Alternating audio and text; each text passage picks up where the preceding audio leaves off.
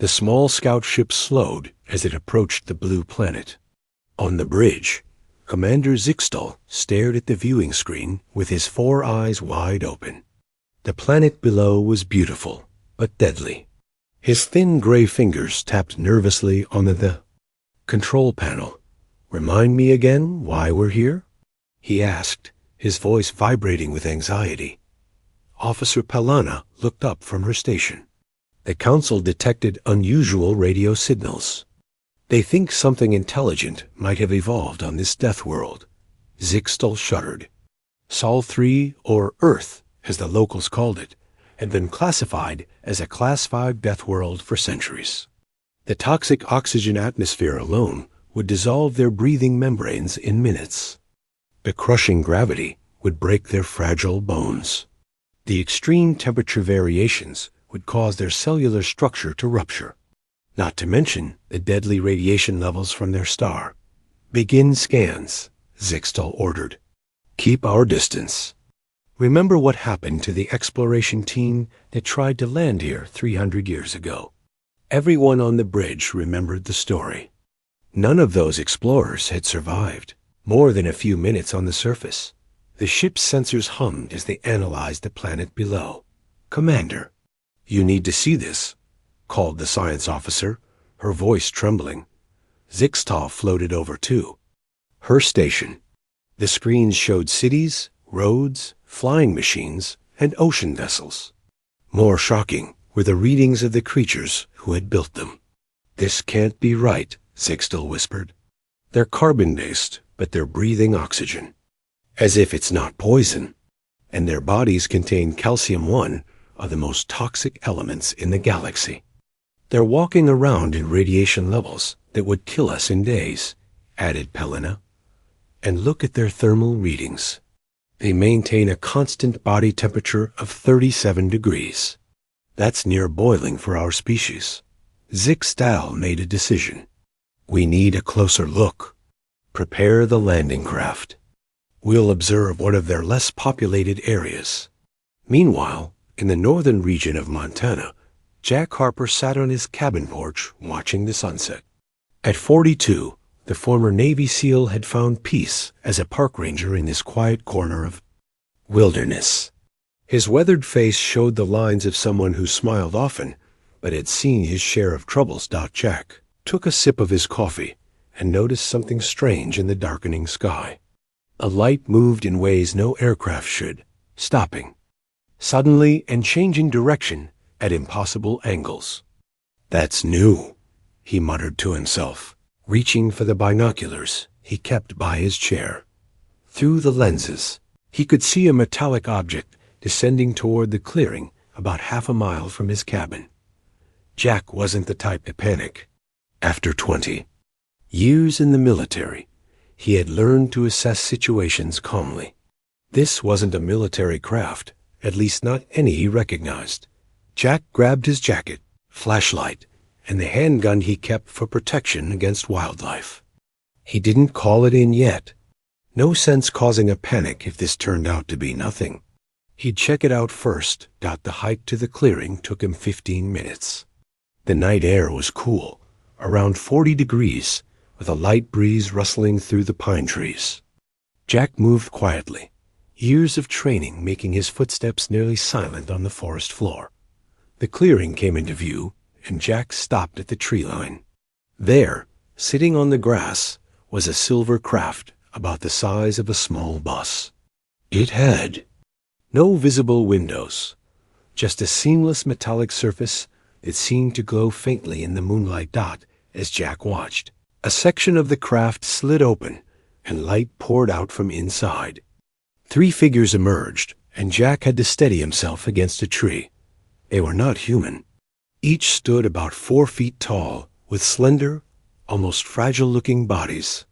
Their skin was pale gray, and their heads were larger than their bodies seemed built to support.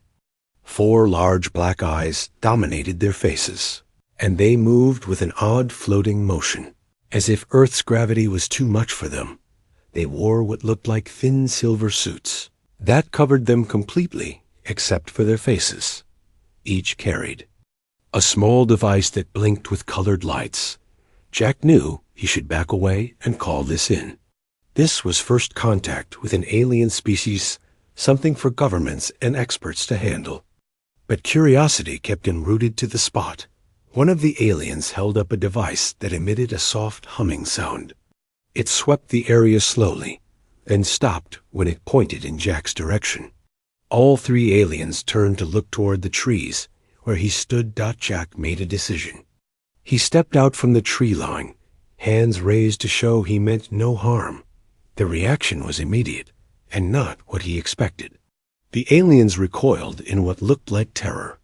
The smallest one made a high-pitched sound that hurt Jack's ears. "It's okay," Jack said softly, taking another slow step forward. "I won't hurt you." The aliens backed toward their craft. The tallest one pointed a different device at Jack, and a beam of light passed over him. The alien looked at the readings and made a sound that seemed like a gasp. The smallest alien spoke rapidly in a language unlike anything Jack had ever heard, clicking and whistling sounds mixed with deep vibrations. Jack took another step forward. "I'm Jack Harper. I'm a friend." The tallest alien seemed to understand his peaceful intent. It hesitantly raised a hand in what might have been a greeting.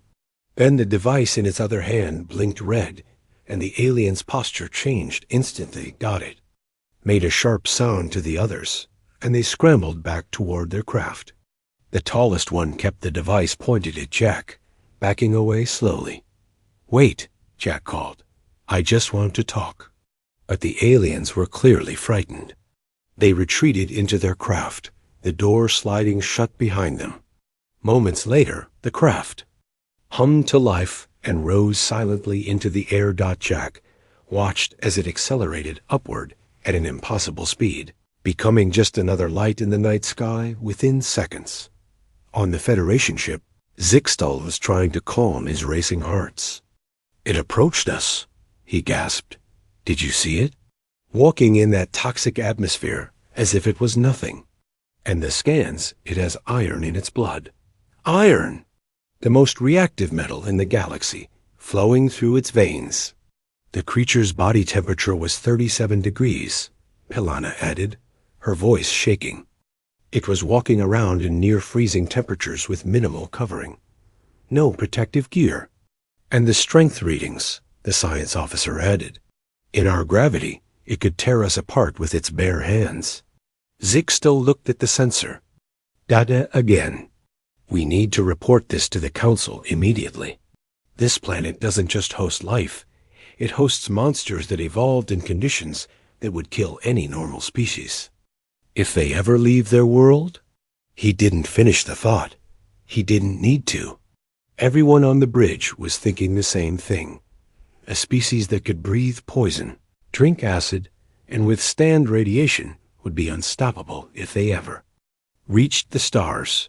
Back in Montana, Jack Harper stood in the clearing, staring up at the stars. He pulled out his phone and dialed a number. "Susan?" "It's Jack. You're not going to believe what just happened." 3 days after the encounter in Montana, Susan Miller stood in a crowded government meeting room in Washington, D.C. Screens on the wall showed satellite images of an unknown craft orbiting Earth. The room buzzed with nervous energy as military officers, scientists, and intelligence officials argued about what to do. Susan pushed her glasses up and raised her hand. At 38, she had spent 15 years at the NSA analyzing patterns in data. She wasn't supposed to be in this meeting, but her friendship with Jack had pulled her in. "We need to establish communication," she said when the room quieted. "These beings ran away because they were scared, not because they were hostile." General Alan Peterson shook his head. "We can't know their intentions. They could be planning an attack right now." "If they wanted to attack, they would have done it already," Susan replied. Jack said they seemed terrified of him. Just one unarmed human scared 3 aliens back into their ship. The president's science advisor nodded slowly. "The question is, why were they afraid? What could make advanced space travelers fear a human park ranger? On the Federation ship, the situation was equally tense. The Council representatives appeared as holograms around the command table, their forms flickering slightly. "Your report is disturbing, Commander Zixtel," said Council Leader Mevra, her thin face creased with worry. "You're certain these creatures live naturally in those conditions?" "Absolutely certain," Zixtal replied. "They breathe oxygen as if it's not corrosive. Their bodies contain calcium and iron. They walk under direct star radiation without protection. The one we encountered was moving around in temperatures that would freeze our blood." Junior Science Officer Kelver stood nervously at the back of the room.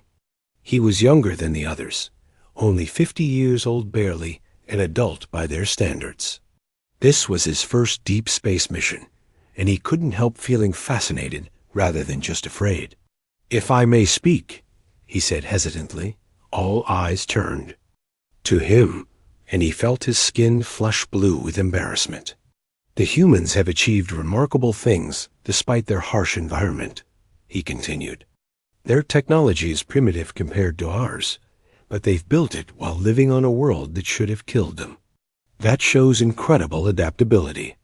Council Leader Mevra's hologram flickered as she leaned forward. "Are you suggesting we should admire these monsters, Officer Kelver?" "Not monsters," Kelver corrected, then realized his mistake as the commander glared at him. "I mean, we should study them, understand them. They might have qualities we could learn from, or qualities that could destroy us all if they ever leave their planet." Another council member added. The council debated for hours before reaching a decision. They would send a second ship for closer observation. Meanwhile, no contact would be made with the humans. Earth would be classified as a high-risk quarantine zone. As the meeting ended, Commander Zixtal pulled Kelver aside. "Your fascination with these creatures is dangerous," he hissed. "Remember, they evolved on a world that would kill you in minutes without protection. They are not like us." Kelver nodded, but his mind was racing with questions. How could any species survive such conditions? What other amazing adaptations might humans have? Back on Earth, Susan's idea had won out. The government would attempt communication with the aliens. Radio messages were being broadcast toward the orbiting ship in various mathematical patterns, universal. Language that any advanced species should recognize. Jack sat in Susan's office, watching her work. The walls were covered with star charts and possible alien language patterns she had created. "Do you think they'll answer?" he asked. Susan shrugged. "They came here for a reason. They must be curious about us." They seemed more scared than curious. Jack replied, remembering how quickly the aliens had retreated. "Wouldn't you be scared if you met something completely different from anything you'd seen before?" Susan asked.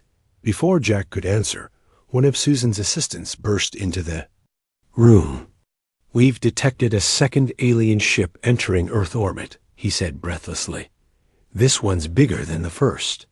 The new Federation vessel was indeed larger, a research ship equipped with better scanning technology. Captain Dreneval stood on the bridge, watching Earth rotate below them. "Begin deep scans of their civilization centers," he ordered. "I want to know everything about these humans before the Council decides what to do with them." The ship's sensors began mapping Earth's cities, oceans, and atmosphere.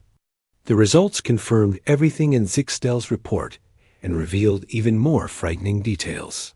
Humans routinely traveled in vehicles, moving at speeds that would tear Federation bodies apart. They lived in structures made of toxic materials, like iron and aluminum. Their food would be poison to any normal species. "Sir," called the navigation officer suddenly, "we have a problem. There's a severe atmospheric disturbance forming below us." Captain Dreneval looked at the readings with alarm. A massive storm system was developing over the area they were scanning, the region humans called the Rocky Mountains. "It's nothing to worry about," he said. "Our ship can withstand He never finished his sentence. A bolt of lightning from the storm struck the ship, causing a power surge through its systems. Alarms blared as the lights flickered. "Engine failure," shouted the engineer. "We're losing altitude." Kelver, who had been transferred to the research vessel for his knowledge of human biology, rushed to a scanner. "The storm is generating electromagnetic pulses our shields weren't calibrated for. We need to move away from it immediately." But it was too late. The ship began to descend toward the mountains, its engines sputtering. "Prepare for emergency landing," Captain Dreneville ordered, his voice steady despite his fear.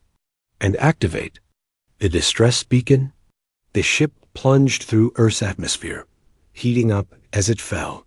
Inside, the crew scrambled to their emergency stations. Their environmental suits deployed automatically, the only thing that would protect them from Earth's deadly air if the hull breached. Kelver secured himself in his seat, watching through a viewport as the white-peaked mountains rushed toward them. He had wanted to learn more about humans and their world. Now he might get his wish if he survived the crash. The ship hit the side of a mountain and skidded along a snow-covered slope before coming to rest in a deep valley. The hull remained intact, but the impact damaged the life support systems. The temperature inside the ship began to drop. Captain Dreneville looked around at his frightened crew.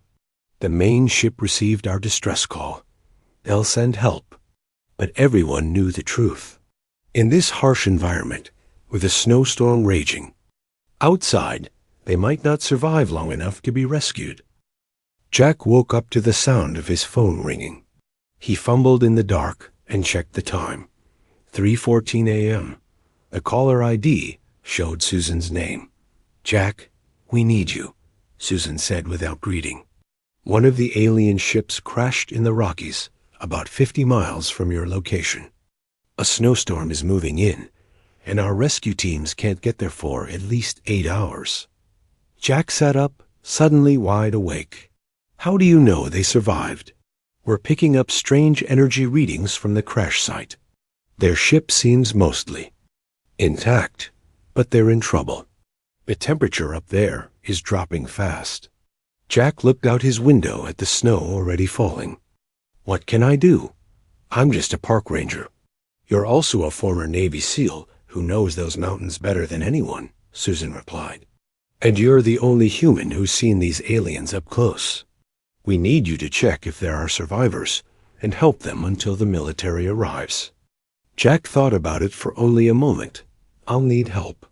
Let me call Olivia Martinez. She's a doctor at the county hospital and an experienced climber." "Do it," Susan said. "But Jack, be careful. We don't know how these beings will react to humans trying to help them." Within an hour, Jack and Olivia were loading gear into his truck. Olivia was 35, with dark hair pulled back in a practical ponytail. As an emergency room doctor, she had seen just about everything except aliens. "You're sure about this?" she asked as they drove toward the mountains. "Going up there in this weather is risky, even without aliens involved." Jack nodded, keeping his eyes on the snowy road. "If we wait, they might die. Whatever they are, they came here to learn about us. Letting them freeze to death doesn't seem like a great first impression." They drove as far as the road would take them, then unloaded their gear. The pre-dawn sky was dark with storm clouds, and the wind was picking up. Both Jack and Olivia were dressed for the conditions' thick insulated clothing, waterproof outer layers, and sturdy boots with crampons for the ice. "The crash site should be about 4 miles that way," Jack said, pointing up a steep slope. "We'll need to move fast before the weather gets worse." Inside the crashed ship, things were growing desperate. The life support systems were failing, and the temperature inside was dropping rapidly. The crew huddled together in the central chamber, their environmental suits working overtime to keep them warm. "The main ship received our distress signal," Captain Dreneville said, trying to sound confident. They'll send help once the storm passes. That could be days in Earth time, said one of the engineers. Our suits won't maintain temperature that long without power. Kelver checked the external sensors. The temperature outside is negative 15 degrees Celsius and dropping. The air pressure is 60% of what we're used to, and the oxygen content would burn our breathing membranes in minutes. In other words, we're trapped in a frozen death box on the most hostile planet in the sector, another crew member said bitterly. Kelver didn't respond. He was watching the sensor display with growing interest. Captain, I'm detecting movement outside. Something is approaching the ship. Captain Drunival moved to look at the screen. Is it a rescue team from the main ship? No, Kelver replied, his voice filled with wonder. It's humans. 2 of them, moving through conditions that should be impossible to survive in. The crew gathered around the screen, watching as 2 figures trudged through deep snow toward their ship. The humans wore coverings, but nothing like the sealed environmental suits the aliens would need. They moved steadily, despite the howling wind and driving snow. How are they doing that? Whispered one of the crew. The storm would kill any of us in seconds. Outside, Jack and Olivia reached the crash site. The alien ship had carved a deep groove in the mountainside before coming to rest in a small valley. Snow was already piling up around it. Looks mostly intact, Jack said, examining the smooth metal hull. No obvious way in, though. Olivia was checking her equipment. If they breathe a different mix of gases, we need to be careful. Opening their ship could kill them. Jack nodded and pulled out a flashlight. He began walking around the ship, shining the light on the hull. Looking for any sign of a door or hatch dot inside, the aliens watched with a mixture of fear and fascination. They're trying to get in, Captain Drenival said. We should activate the defense systems. Kelver shook his head. They came through a deadly snowstorm to reach us. I don't think they mean harm. You don't know that, the captain argued. These creatures evolved on a death world. They're built for violence and survival at any cost. With respect, Captain, Kelver said firmly, we're going to die if we stay. In here, our power is failing, and the temperature will keep dropping. These humans might be our only chance. After a tense debate, the captain reluctantly agreed to open the main hatch. The crew backed away as far as possible from the entrance, their thin fingers nervously holding on to various tools as makeshift weapons. Outside, Jack was startled when a section of the hull suddenly slid open, revealing a dimly lit interior. He and Olivia exchanged glances. Hello? Jack called into the opening. We're here to help. He took a step forward, then stopped when he saw the aliens inside. There were 8 of them, similar to the ones he'd seen before. Tall, thin gray bodies with large heads and 4 eyes. They were wearing silver suits that covered everything except their faces, and they looked terrified. One of the aliens stepped forward hesitantly. It was smaller than the others, with a bluish tint to its gray skin. It held up a device that lit up and made a series of clicks and whistles. Olivia moved up beside Jack. I think it's trying to communicate. The small alien touched something on its device, and a mechanical voice emerged. Help, ... Danger ... cold. Jack nodded slowly. Yes, we're here to help. You're in danger from the cold. The alien seemed to understand. It turned and spoke rapidly to the others in its own language. There was disagreement. Jack could tell from the body language, even if he couldn't understand the words. Finally, the apparent leader of the group gave what looked like reluctant permission. The small alien turned back to them. Ship ... broken. Heat ... failing. We ... die soon. Olivia stepped forward, moving slowly to avoid frightening them. I'm a doctor, a healer. We need to get you somewhere warm. The alien translated for the others. More discussion followed, with increasing urgency. as the ship's lights flickered. "We can take you to my cabin," Jack said. "It's a hard journey in this weather, but it's your best chance." The mechanical voice translated his words. The aliens looked at each other, clearly terrified at the idea of going outside. But as the ship's lights dimmed again, they seemed to realize they had no choice. The small alien looked directly at Jack with its 4 large eyes. "We trust you. Save us please." The journey back to Jack's cabin was slow and difficult. The aliens could barely move in Earth's gravity and cold. Their environmental suits provided some protection, but they were designed for short exposure, not a 4-mile hike through a snowstorm. Jack led the way, creating a path through the deep snow. Olivia stayed at the back of the group, watching for any aliens falling behind. The smallest alien, who had introduced himself as Kelver through his translation device, stayed close to Jack. "You're kind, very strong," Kelver said through the mechanical voice of his translator. "How survive this?" "Cold?" Jack glanced back at him. "This isn't that cold for us. Maybe uncomfortable, but not dangerous if you're prepared." Kelver's 4 eyes blinked rapidly, a gesture Jack was beginning to recognize as surprise. "Our normal temperature. 28 degrees. This freezing for us." Jack nodded, understanding. The alien's normal body temperature was much lower than humans. What felt cool to him must feel like deadly cold to them. One of the aliens near the back of the group stumbled and fell. Olivia rushed to help, but Captain Dreneville moved between them, making warning sounds. "Please," Olivia said, holding up empty hands. "I want to help." Kelver translated, and after some hesitation, the captain moved aside. Olivia helped the fallen alien to its feet. The creature was shockingly light, maybe 60 pounds despite being as tall as she was.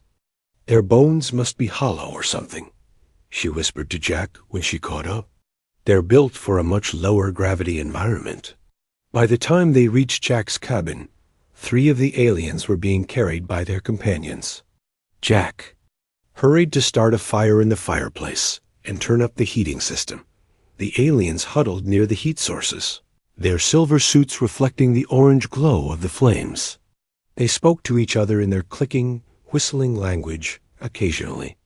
Glancing at the humans with their large eyes, Kelver approached Jack and Olivia, his translator in hand. "Thank you, save us. Ship very cold now. We die there." Olivia nodded. "You're welcome. I'd like to check if any of you are injured, but I don't know anything about your biology." Kelver hesitated, then manipulated his device. A holographic display appeared above it, showing anatomical diagrams of his species. "This help?" He asked. Olivia studied the diagrams with fascination. "Yes, this helps a lot. Your species is so different from ours." While Olivia examined the aliens for injuries, Jack contacted Susan on a secure line. "We've got 8 survivors," he told her. "They're safe at my cabin for now, but they're struggling with our environment. How soon until your team arrives?" "The storm has grounded our helicopters," Susan replied. "The roads are closed too. It might be 24 hours before we can reach you." Jack looked over at the aliens. "I'm not sure they can last that long. They're built for a completely different environment." "Do what you can," Susan said. "And Jack, see what you can learn from them. This is our first real chance to communicate with their species." After ending the call, Jack joined Olivia and Kelver at the kitchen table. The alien was studying a glass of water with his 4 eyes wide. "Your people drink this?" Kelver asked, sounding shocked. Jack nodded. "Yes, water." "Don't you drink?" "Water? Water, corrosive to us," Kelver explained. "We drink different liquid." The conversation continued late into the night. Jack and Olivia learned that the aliens called themselves the Novan, from a planet with much lower gravity, temperature, and radiation than Earth. Their atmosphere contained almost no oxygen, which they considered a deadly poison. Your world. Very dangerous, Kelver explained. We call it ... world. Never think. Intelligent life here. Jack smiled. I guess we're tougher than we look. Kelver made a sound that Jack thought might be laughter. Yes, very tough. Scary tough. Meanwhile, in orbit above Earth, the Federation command ship was in turmoil. They had lost contact with the research vessel and feared the worst. We must assume the research team has perished, Commander Zixtal said to the council members appearing as holograms around the table. This death world has claimed more of our people. What about the humans? Asked Council Leader Mevra. Have they detected our presence? Zixtal nodded grimly. Yes, their primitive detection systems have located our ship. They're broadcasting. Mathematical sequences attempting communication. The council members murmured among themselves. Finally, Mevra spoke. This changes everything. If these Death World creatures know of our existence and have the technology to reach space, they represent a grave threat to the Federation. We should eliminate the threat now, suggested one council member. Their weapons are primitive. They could not stop a targeted strike. That would violate our most sacred laws, argued another. We do not destroy emerging civilizations. As the debate continued, one of Zixtal's officers rushed into the room. Commander, we've detected a large asteroid on trajectory toward Earth. Impact estimated in 7 days. Zixtal studied the sensor readings. How severe will the impact be? Catastrophic. The officer replied. It will cause what the humans call an extinction-level event, similar to what happened to their dinosaurs. The room fell silent as everyone considered this news. Finally, Council Leader Mevra spoke. Perhaps nature has provided a solution to our problem. If this asteroid eliminates the humans, the threat they pose will end before it begins. But what about our research team? Asked Zixtal. If they survive the crash, a regrettable loss, Mevra said coldly, but necessary for the greater safety of the Federation. Zixtal looked troubled, but did not argue. What are your orders, Council Leader? Maintain your position. Do not warn the humans about the incoming asteroid. Do not respond to their communication attempts. We will observe what happens. Back at Jack's cabin, Kelver was examining Jack's satellite phone with great interest. The other aliens were resting, their environmental suits recharging from adapters Olivia had rigged using Jack's solar power system. Your technology, simple but clever, Kelver said. Built to survive harsh conditions. Jack smiled. We adapt to our environment. It's what humans do best. Kelver's 4 eyes blinked in what Jack now recognized as his species' version of a smile. Humans and Novan, very different, but maybe learn from each other. Suddenly, Kelver's translator picked up a signal. His eyes widened as he listened to a message in his native language. When it ended, he looked at Jack with what seemed like horror. What's wrong? Jack asked, immediately concerned. Kelver hesitated, looking at his sleeping companions, then back at Jack. My people ... Federation Council. They know something. Something bad coming to Earth. They're not going to tell you. Tell me what? Jack asked, leaning forward. Big rock ... asteroid. Coming to hit Earth. 7 days. Very bad impact. Kill many humans. Kelver's translator struggled to convey the severity. My leaders. They decide to let it happen. Say humans too dangerous to help. Jack stared at the alien, processing this information. You're saying your people are going to let an asteroid hit Earth without warning us? That they want it to happen? Kelver's thin shoulders slumped. Yes, they're afraid of humans. Think you too strong, too scary. Better for Federation if humans. Gone. But you're telling me anyway, Jack said quietly. Why? Kelver looked directly at Jack with all 4 eyes. You save us. When ship crash, you come. When cold too much, you carry us. Humans scary, yes. But also ... good. I not let my people do this bad thing. The next morning, the military finally arrived at Jack's cabin. 3 large trucks and a medical team pulled up outside. Susan stepped out of the lead vehicle, her eyes widening at the sight of the aliens huddled in Jack's living room. So it's true, she whispered.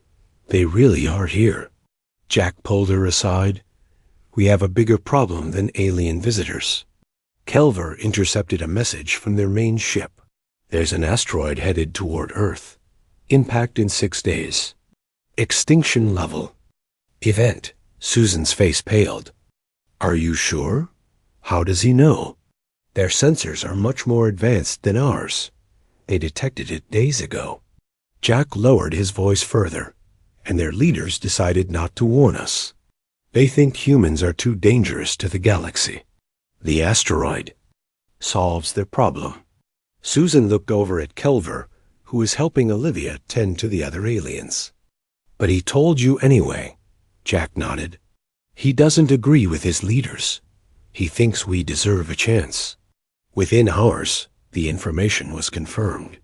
Earth's most powerful telescopes found the asteroid after being told where to look. It was massive, nearly a mile wide and moving fast on a direct collision course with Earth. An emergency meeting was called at the White House.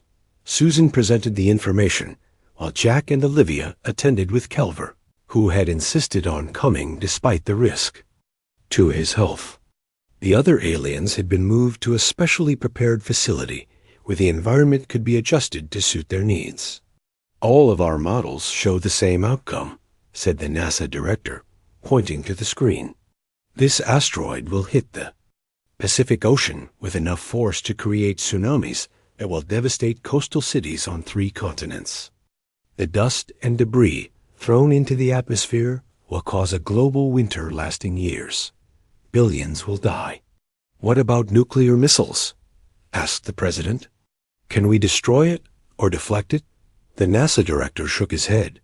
We don't have anything powerful enough that could reach it in time.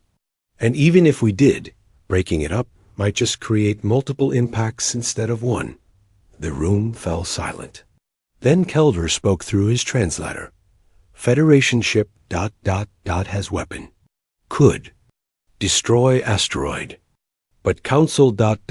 will not help. Can we convince them to change their minds? Asked the president.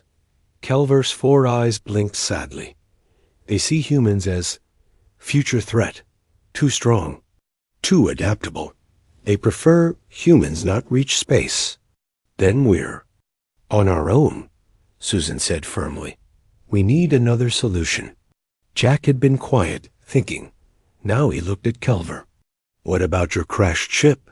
Does it have any weapons or engines that could help? Kelver considered this. Ship damaged, but engine core intact. Very powerful. Could create big explosion if properly directed. Enough to deflect the asteroid? Asked Olivia. Maybe, Kelver replied. Need to calculate. Need to deliver. To asteroid. Very difficult. Over the next 3 days, a desperate plan took shape. Engineers worked with Kelver and Captain Dreneval, who had reluctantly agreed to help after seeing that Kelver had betrayed their leaders.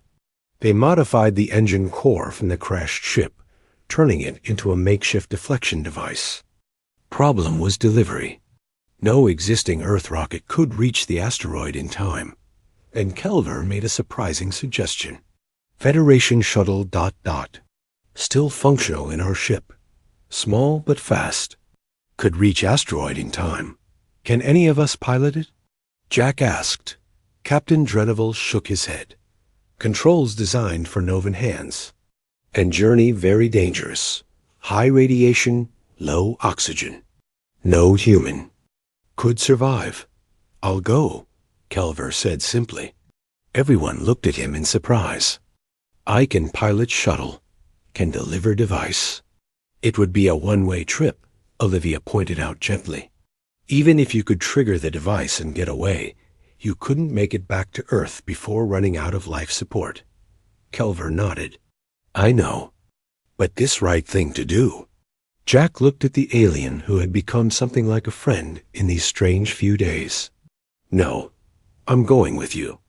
Everyone started talking at once, arguing against this idea. Listen to me, Jack said firmly. I've been trained for extreme environments. I can handle the shuttle if Kelver shows me how. And two have a better chance than one. In the end, there was no better option. A day later, Jack found himself in the Novan shuttle, wearing a modified environmental suit designed to protect him from the radiation of space. Beside him, Kelver worked the controls with his thin fingers. You sure about this? Jack asked as they prepared for launch. Kelver made the blinking gesture that Jack now knew was a smile. No, but doing anyway, like humans do. The shuttle lifted. Off, accelerating faster than any Earth vehicle Jack had ever experienced. The G forces pushed him hard into his seat, making it difficult to breathe. Beside him, Kelver seemed to be suffering even more in Earth's gravity, but he kept working the controls. Once they were in space, things got easier. Jack looked back at Earth, a beautiful blue sphere, then ahead toward their target, still too small to see with the naked eye. Your leaders watching us? Jack asked. KEL single quotes VO or check the sensors. Yes, Federation ship tracking us. They know what we do now. The journey took nearly 2 days. Jack suffered from the effects of radiation, despite his protective gear. His skin burned, and he felt constantly nauseated. Kelver wasn't doing much better, struggling with the higher oxygen levels in the cabin that they had adjusted for Jack's needs. Finally, they reached the asteroid. Up close, it was terrifying. A massive chunk of rock and metal tumbling through space, indifferent to the destruction it would cause. Need to place device. Here, Kelver said, indicating a deep crater. On the asteroid's surface. Must be precise. Must activate manually. Jack understood what that meant. Someone would have to spacewalk onto the asteroid, place the device, and activate it. Given Kelver's fragile physiology, it would have to be him. How long do I have after activation? He asked. 2 minutes, Kelver replied. Then big explosion. Need to be far away, Jack nodded. He put on his helmet and prepared for the spacewalk. Kelver helped him secure the device to his suit. Jack, Kelver said before closing Jack's helmet. Humans scary, yes, but also brave. Good friends. Federation wrong about you. Jack smiled. Thanks. Now let's save my planet. The spacewalk was the hardest thing Jack had ever done. Moving in zero gravity while carrying the heavy device was exhausting. The radiation burned through his suit, and he could feel his strength failing. But he made it to the designated spot and placed the device carefully. His hands were shaking as he activated it. The timer began counting down from 2 minutes. Jack pushed off from the asteroid's surface, hoping to reach the shuttle in time. But his strength was gone. He drifted slowly, too slowly. The shuttle seemed impossibly far away. Then he saw Kelver, in his own environmental suit, floating toward him. The alien had tethered himself to the shuttle and launched himself toward Jack. They collided, and Kelver's thin arms wrapped around him. Together, they began moving back toward the shuttle. Pulled by the tether dot, they made it inside with seconds. To spare, Kelver slammed his hand on the control panel, and the shuttle shot away from the asteroid at maximum speed. Behind them, the device detonated. The explosion was massive, pushing the asteroid just enough to change its course.